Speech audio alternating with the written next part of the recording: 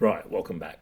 So, this is a Year 10 human wellbeing mapping exercise I did with a colleague the other day with their Year 10 class. Some of the students produced 4 or 5 maps, others produced 1 or 2, and we almost got one producing a mapping app of armed conflicts. So, let's go and explore the maps that we've got available.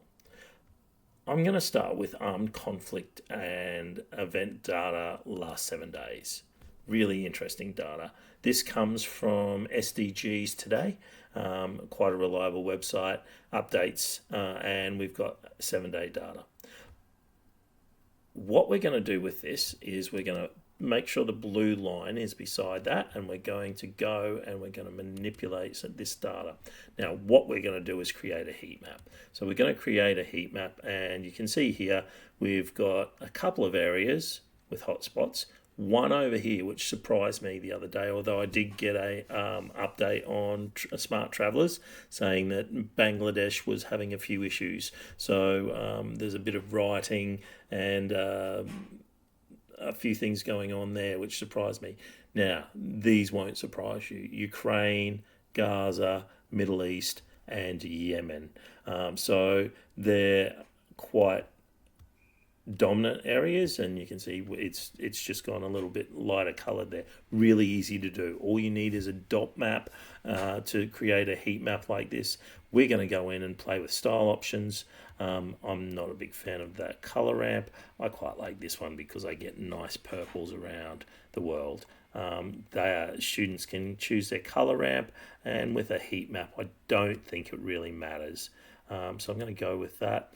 One more interesting thing, you can change the area of influence. So you're seeing that it's zooming out and we're getting a larger area. I would stick to something like that. We can soften the edges a little bit, but I want to see where the conflict is around the world. Now this is just standard conflict, so I'm going to go done. We could print that by going down to print map, and we could print a map of the world of conflict in the last 7 days. That's really easy to do.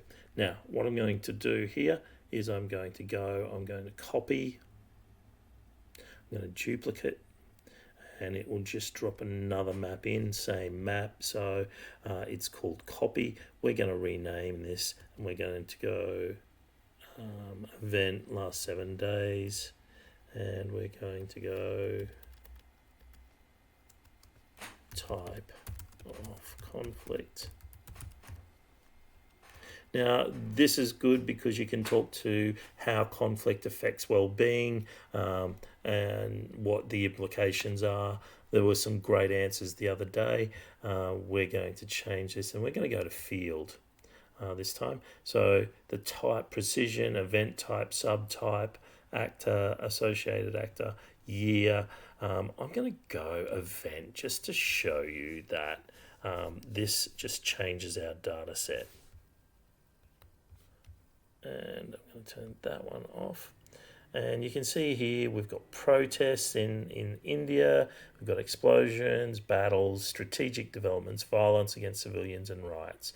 Now we can change those and make them a little bit larger. Protests in red. We can change the style type, do all sorts of things. Basic point, and we can go done. And we might want to go a little on the larger side so we can see where things are happening. I would recommend go to 9, and we're going to go done because I'm pretty happy with that. And again, we've got a map of, and you can look at the colour difference here, and we've got explosions, remote violence, Ukraine again, and down here, but across the Sahel as well. Now we can print that out. We've got just created an extra layer type of conflict, and we can turn that one off, and we can turn on our armed conflict. Thanks for listening, and chat next time.